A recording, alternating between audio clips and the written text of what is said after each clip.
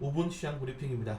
뉴욕 증시가 혼조세로 마감하긴 했는데 나스닥, S&P 500 그리고 필라델피아 반도체는 무려 4% 넘는 하락이 나오면서 마감을 했습니다. 다만 여러분들 전체적인 시장의 상하락 종목들은 반반이 나왔어요. 제가 최근에 많이 드리는 말씀이 지금 지수가 괴리률이 너무 높기 때문에 지수의 상승 흐름을 보는 게 아니고 상하락 종목들로 봐야 된다.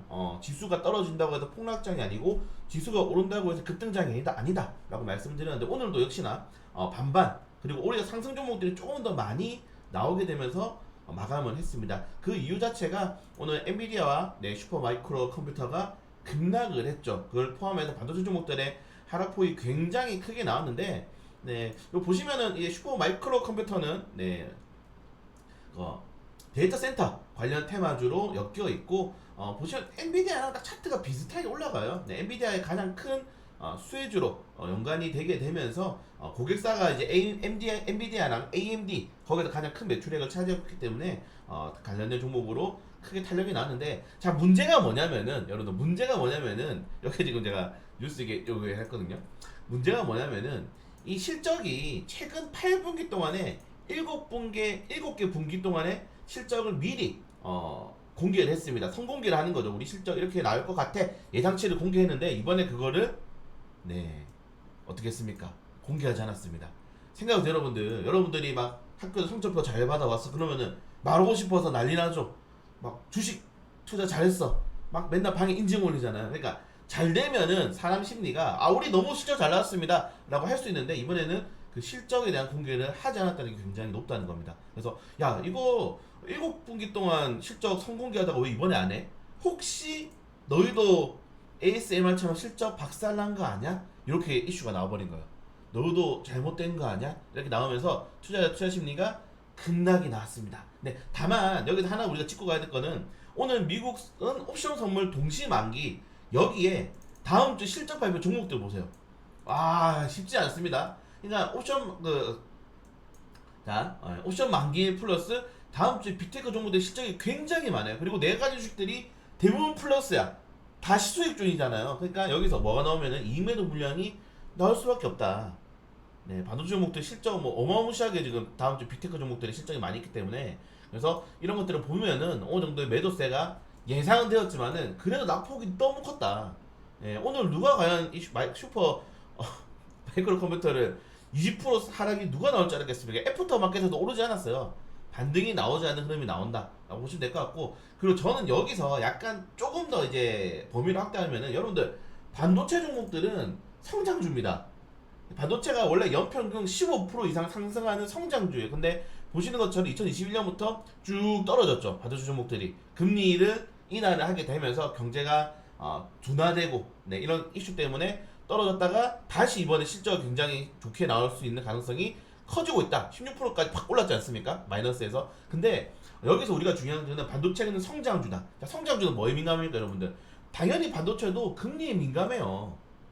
금리에 민감하단 말입니다. 지금 금리가 제가 어제도 올려드렸지만은 내년 3월에 금리 인하 가능성이 계속적으로 점쳐지고 있습니다. 연준의 독립성을 좀 강조하기 위해서 미국의 대선이 끝난 다음에 정부가 들어서고 금리 인하 하겠다. 그럼 내년에 3월이 3월.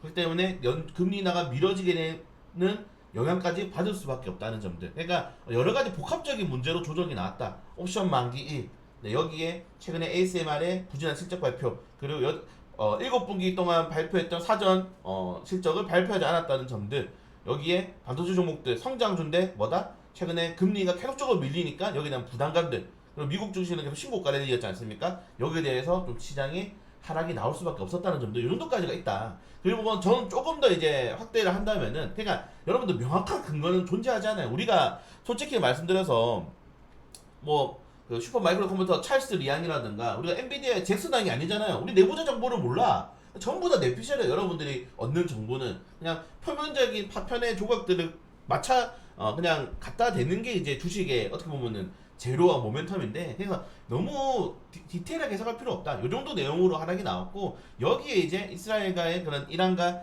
리스크가 나왔는데 사실 이거는 사실 뭐 약속 대련이라고 좀 생각하시면 될 것 같습니다. 서로가 사실 이란이 이스라엘에 대해서 공습을 할 때 미국에 미리 알려줬고, 그래서 미국 전투기들 나와가지고 미사일 격추하고 연습이었다라고 이야기했잖아요. 그 미국의 공군 그 조종사들이 마치 연습하는 것 같이 격추했다. 아예 그 이스라엘 아이언도도 미리 준비를 하고 있었다고 하죠. 네, 그 미사일 날라오기 전부터. 그래서 그런 내용이 있었는데, 이번에도 사실은 이스라엘이 그 이란의 공습을 뭐 보복을 했지만은 그게 미사일이라든가 헬리콥터 전투기가 아니고 드론으로 공격을 했다고 합니다. 그러니까 그 정도 큰 내용이 아닌데 왜 이렇게 우리나라는 크게 영향을 받았나? 여러분들 MBC 했죠. 이스라엘이 미국 본토 공격했다 해가지고 이것 때문에 떨어진 거 아닙니까?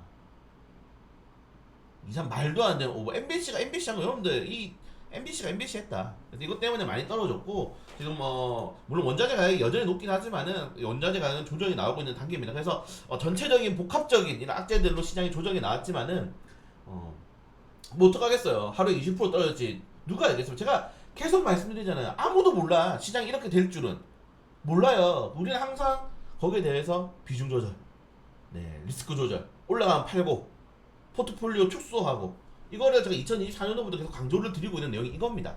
그래서 시장이 어떻게 조정이 나올지 모르고 어떻게 반등이 또 나올지 몰라요. 다만 약간 긍정적인 말은 여전히 반도체에 대한 전망은 나쁘지 않고, 그나마 1분기 실적이 모든 전업종 중에서 잘 나올 수 있다는 점들. 월요일 같은 경우에 만약에 반도체 종목들이 폭락이 나온다 그러면 이제 기아차 또 들고 계신 분 많잖아요. 기아 자동차 종목으로 수급이 저하될 가능성도 크다는 점들.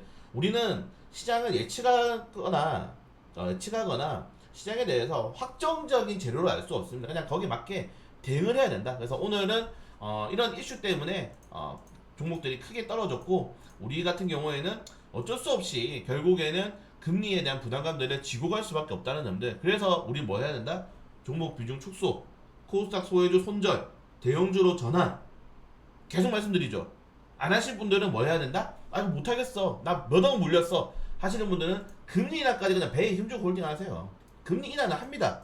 금리가 너무 빨리 올렸기 때문에 인하는 해요. 그동안 고통을 겪을 수밖에 없죠. 근데 그 고통을 매일매일 겪으시는 분들은 그냥 손절하시는 겁니다.